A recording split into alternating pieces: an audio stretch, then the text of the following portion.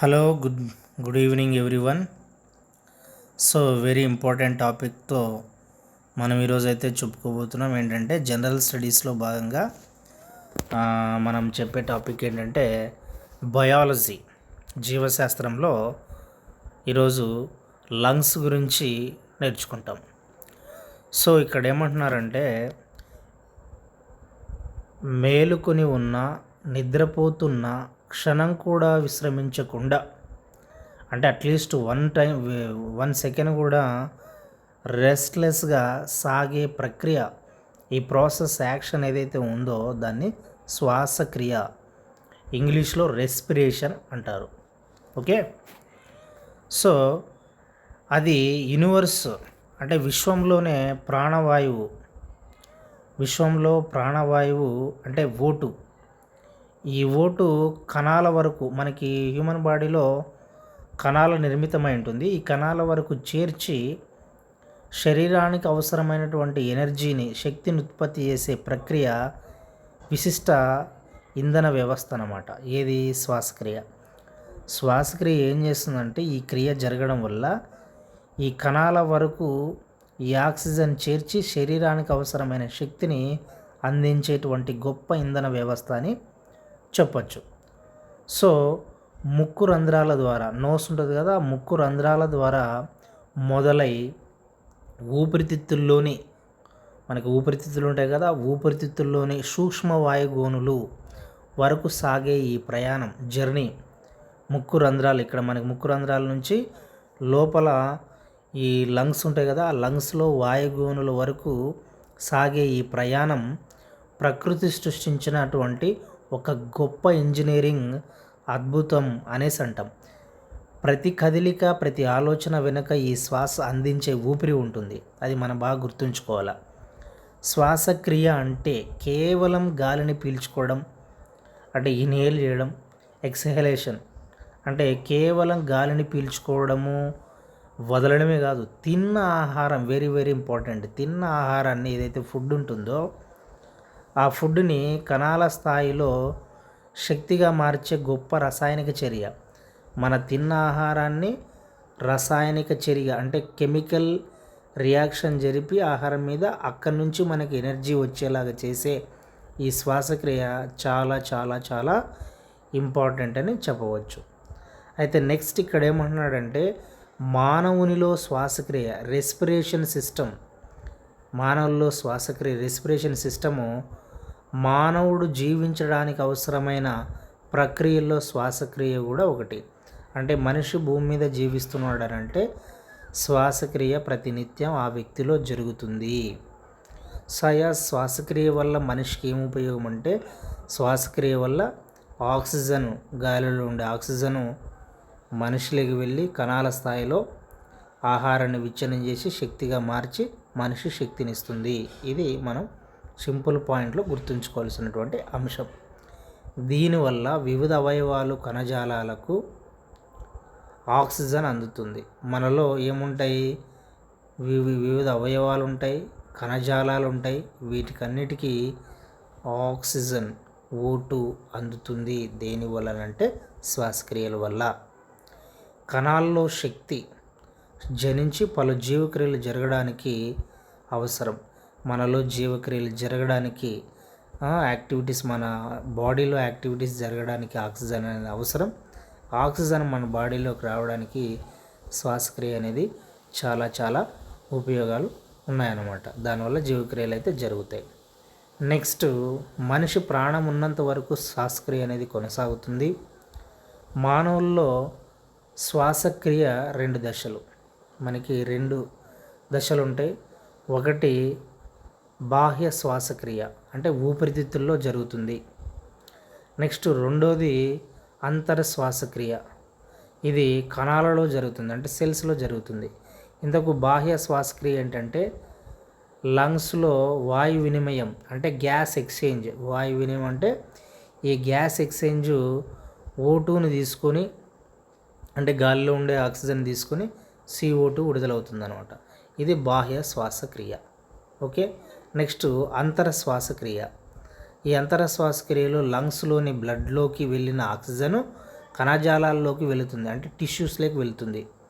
Okay, తర్వాత oxygen చివరకు కణాల్లోకి వెళ్ళి ఆహార పదార్థాలను విచ్ఛిన్నం జరిగి అక్కడి నుంచి అది శక్తి విడుదలకు, ఎనర్జీ విడుదలకు తోడ్పడుతుంది, అంటే హెల్ప్ అవుతుంది. చివరిలో ఈ ప్రక్రియనే కణ శ్వాసక్రియ అంటారు. ఏమంటారు? కణ శ్వాసక్రియ అంటారు. సో నెక్స్ట్, ఊపిరితిత్తుల్లోకి గాలి ప్రవేశించే మార్గం జరిగే చర్యలు మనం ఇక్కడ చూద్దాం. ఫస్ట్ మనకి ఆక్సిజన్ రావాలంటే ఫస్ట్ అట్మాస్ఫియర్ ఉండాలి. అట్మాస్ఫియర్ నుంచి పీల్చుకున్న గాలి ఏదైతే ఎయిర్ ఉందో నాసికా రంధ్రాల ద్వారా నాసికా కుహరాల్లోకి ప్రవేశిస్తుంది. ఎక్కడి నుంచి వస్తుంది? నాసికా రంధ్రాల ద్వారా నాసికా కుహరాల్లోకి ప్రవేశిస్తుంది. ఈ ప్రాంతంలో మనకి ఏముంటాయంటే వెంట్రుకలు, శ్లేష్మం కలిసి గాలిలోని దుమ్ము ధూళి రేణువులను అడ్డగిస్తాయి. అంటే ఫస్ట్ అక్కడ ఎయిర్ అనేది ప్యూర్గా కొంచెం ఫిల్టర్ అవుతుంది అనమాట. నాసికా కుహరాల్లో శ్లేష్మ వెంట్రుకలు ఉండడం వల్ల అక్కడ దుమ్ము ధూళి కణాలు అక్కడే ఆగిపోతాయి, లోపలికి బాడీలో ప్రవేశించుకోకుండా. సో నెక్స్ట్ మనకి ఇక్కడ నాసికా కుహరాల్లో కణజాలం కింద గ్రాహకాలు ఉంటాయి. ఇవి గాలిలో కరిగి ఉన్న రసాయనాలను గ్రహించి ఉత్తేజితం చెంది వాసన కలిగజేసే ప్రక్రియకు తోడ్పడతాయి.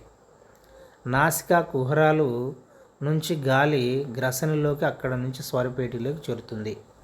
సో నాసికా కుహరాల నుంచి తర్వాత ఎక్కడ పోతుంది? అది ఆ గాలి గ్రసనిలోకి చేరుతుంది. అక్కడ నుంచి స్వరపేటిక అంటే లార్నెక్స్, ఇక్కడ ఉంటుంది చూడండి, లార్నెక్స్ లేదంటే వాయిస్ బాక్స్ అనొచ్చు.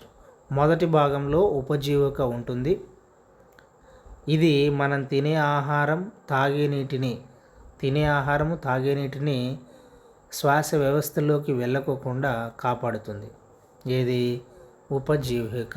మొదటి భాగంలో ఉండే స్వరపేటికలో ఉండే మొదటి భాగంలో ఉండే ఉపజీవక మనం తినే ఆహారము తాగే నీరు శ్వాస వ్యవస్థలోకి, ఈ రెస్పిరేషన్ సిస్టంలోకి వెళ్ళకోకుండా స్టాప్ చేస్తుంది అనేది మనం గుర్తుంచుకోవాలి.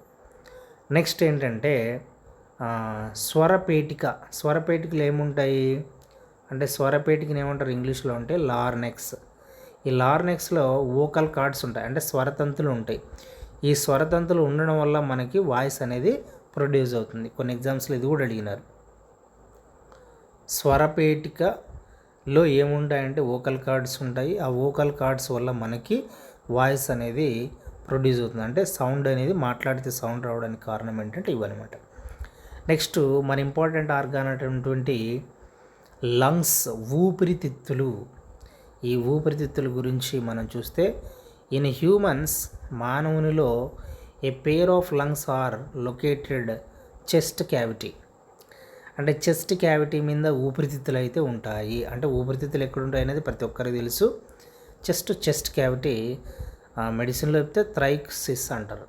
Okay, help in exchange the gases during the respiration.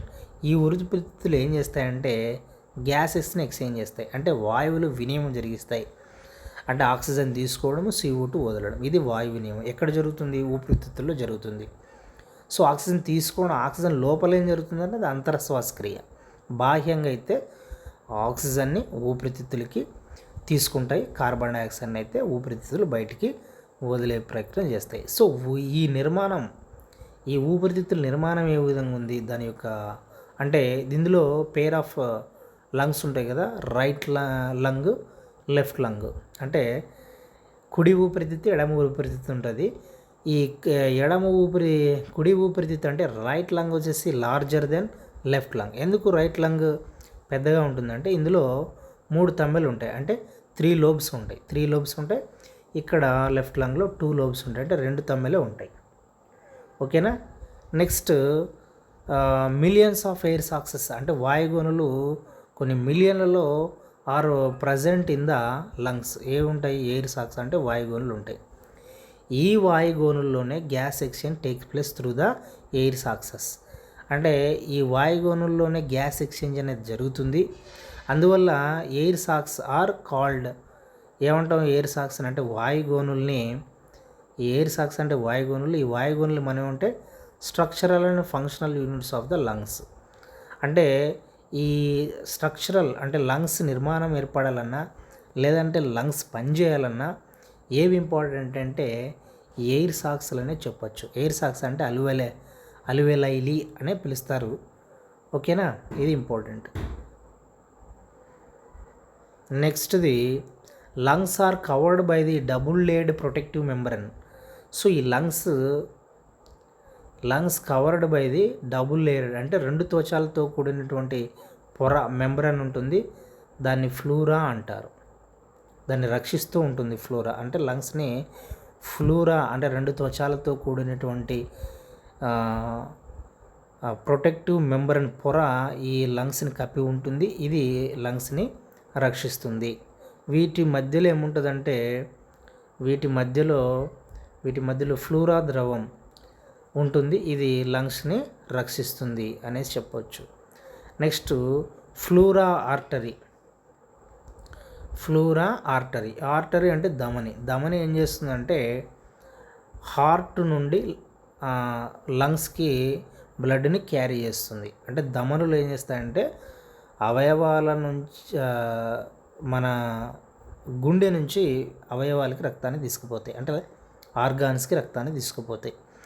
So గుండె నుంచి రక్తం లంగ్స్కి తీసుకుపోయేటువంటి ఆర్టరీ ఏదంటే పల్మనరీ ఆర్టరీ అంటే పుప్పుస ధమని. ఇందులో హార్ట్ నుంచి లంగ్స్కి ఏ రక్తం తీసుకుపోతుంది అంటే బ్లడ్ తీసుకుపోతుంది. ఈ బ్లడ్ ఏ బ్లడ్ అంటే డీఆక్సినేటెడ్ బ్లడ్. ఇందులో ఆక్సిజన్ అనేది ఉండదు, అంటే ఇంప్యూర్ బ్లడ్ అనమాట.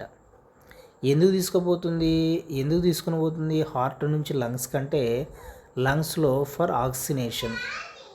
అర్థమైందా? ఆక్సినేషన్ కోసం. ఇంపార్టెంట్ నోట్ ఏంటంటే అన్ని ధమనుల్లో మంచి రక్తం ఉంటుంది. మొత్తం ధమనులు అన్నిట్లో కూడా మంచి రక్తం ఉంటుంది. ఈ పల్మనరీ ఆర్టరీలో మాత్రం ఇంప్యూర్ బ్లడ్ ఉంటుంది. అది హార్ట్ నుంచి లంగ్స్కి ఇంప్యూర్ బ్లడ్ని తీసుకొని పోతుంది, అంటే లంగ్స్లోకి వచ్చి చేరుతుంది. ఇప్పుడు లంగ్స్ నుంచి ఈ డిఆక్సినేటెడ్ బ్లడ్ ఉంది కదా, అక్కడ లంగ్స్లో ఈ పల్మనరీ వెయిన్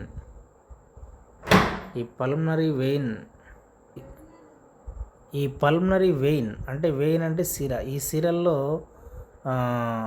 రక్తం అనేది ఈ లంగ్స్ నుంచి అది ఇంప్యూర్ బ్లడ్ అనేది ఆక్సినేటెడ్ బ్లడ్గా మారి అక్కడ నుంచి హార్ట్కి మళ్ళీ వెళ్తుంది. సో మనకి వెయిన్స్లో అంతా కూడా చెడు రక్తమే ఉంటుంది, బట్ డిఆక్సినేటెడ్ బ్లడ్ ఉంటుంది. ఈ పల్మనరీ వెయిన్లో మాత్రము ఈ లంగ్స్ నుంచి వెళ్ళేటువంటి రక్తము ఏవైతే గుండెకి వెళ్తుందో అది మాత్రము ప్యూర్ బ్లడ్, అంటే ఆక్సినేటెడ్ బ్లడ్. ఆక్సినేషన్ జరిగి అక్కడ నుంచి లంగ్స్ నుంచి హార్ట్కి అయితే తీసుకెళ్తుంది. దీని మీద కూడా చాలాసార్లు ప్రశ్నలు అయితే అడుగుతూ ఉంటారు. నెక్స్ట్ ఇప్పుడు మనకైతే blood oxygen and carbon dioxide transport, అంటే ఆక్సిజన్ ఎలా ట్రాన్స్పోర్ట్ అవుతుంది, కార్బన్ డైఆక్సైడ్ ఎలా ట్రాన్స్పోర్ట్ అవుతుంది. సో ఫస్ట్ ఆక్సిజన్ ఎలా ట్రాన్స్పోర్ట్ అవుతుందో ఇక్కడ నుంచి చూడండి. Oxygen enters the blood from the alveoli in the లంగ్స్లో వాయుగోనుల్లోకి ఆక్సిజన్ అయితే చేరుతుంది కదా. ఈ oxygen enters the blood alveoli, ఇక్కడ నుంచి లంగ్స్లో నుంచి బైండ్స్ విత్ ద హిమోగ్లోబిన్. మనకి బ్లడ్లో హిమోగ్లోబిన్ అని ఉంటుంది, అంటే రెడ్ బ్లడ్ సెల్స్లో ఉంటుంది. దీంట్లోకి ఈ ఆక్సిజన్ అనేది మిక్స్ అయ్యేసి అంటే బిండ్స్ అంటారు. ఓకే, అక్కడ బిడ్ అయ్యి it forms the oxyhaemoglobin is carried to the body tissues. అక్కడ ఏమవుతుందంటే హిమోగ్లోబిన్తో ఈ ఆక్సిజన్ కలిసి హిమోగ్లోబిన్ అనేది ఏర్పడుతుంది. ఇది బాడీ టిష్యూస్కి, అంటే బాడీలో యొక్క కణజాలాలకి వెళ్తుంది. సో ఇంకొక ముఖ్యమైన విషయం ఏంటంటే 1 haemoglobin molecule carries the 4 oxygen molecules రవాణా చేస్తాయి. ఒక్క హిమోగ్లోబిన్ అణువు మాత్రం 4 ఆక్సిజన్ అణువుల్ని రవాణా చేయగలదు. ఓకేనా. నెక్స్ట్ది 100% ఆక్సిజన్. మనకి 97% oxygen is transported by the red blood cells. ఎర్ర రక్త కణాలు మొత్తం 97% ఆక్సిజన్ని రవాణా అయితే చేస్తాయి. 3% oxygen is dissolved in the blood plasma. So బ్లడ్లో ఉన్నటువంటి ప్లాస్మాలో ఈ 3% ఆక్సిజన్ అనేది కరిగి ఉంటుంది. ఓకేనా. నెక్స్ట్ది carbon dioxide. Carbon dioxide from tissues is కణజాలాల నుండి transported to the lungs in the 3 forms. ఇప్పుడు మనకు ఆక్సిజన్ అయితే చెప్పాము. ఏమని చెప్పాము? ఆక్సిజను ఇక్కడ పైన 100% oxygen, 97% oxygen transported by the in the blood through red blood cells. 3% oxygen is dissolved in the plasma, blood ప్లాస్మాలో కరిగి ఉంటుంది. నెక్స్ట్ ఇప్పుడు CO2 వంతు. CO2 బయటికి రావాలి కదా. So carbon dioxide from the tissues అంటే బాడీ టిష్యూస్ నుంచి, కణజాలాల నుంచి transported to the lungs in 3 forms. అంటే లంగ్స్కి వచ్చే మనకు బయటికి రావాలి. సో ఫస్ట్ ఫామ్ వచ్చేసి CO2 from the body tissues is enter the blood. First వచ్చేసి కార్బోనిక్ ఆమ్ల రూపం. 7% ఆఫ్ ద కార్బన్ డైఆక్సైడ్, చూడండి ఇక్కడ 7% of the carbon dioxide is transported in the blood, dissolved in the plasma is carbonic acid. So బ్లడ్లో ప్లాస్మాలో కరిగినటువంటి 7% carbon డైఆక్సైడ్ను carbonic ఆమ్ల రూపంలో అంటే carbonic acid రూపంలో ఈ లంగ్స్కి తీసుకొస్తాయి. నెక్స్ట్ది ఇంకొకటి, నెక్స్ట్ సెకండ్ ప్రాసెస్ ఏమంటే 20% 25% వరకు CO2ని అనేది CO2 combine haemoglobin the red blood cells to form the carbaminohaemoglobin. ఫస్ట్దేమో కార్బోనిక్ యాసిడ్ రూపంలో లంగ్స్కి అయితే చేరుతుంది. ఏది 7%. 20-25% అనేది కార్బినోగ్లోబిన్ అంటే హిమోగ్లోబిన్తో కలిసి ఉన్నటువంటి కార్బన్ డైఆక్సైడ్ కార్బిమినోగ్లోబిన్ అనే రూపంలో ట్రాన్స్పోర్టెడ్ చేయబడుతుంది. Next 70% of the carbon transported to the lungs by bicarbonate form. ఏ ఫామ్లో వస్తుంది? 70% of the oxygen, 70% of the CO2 transported to lungs as a bicarbonate form.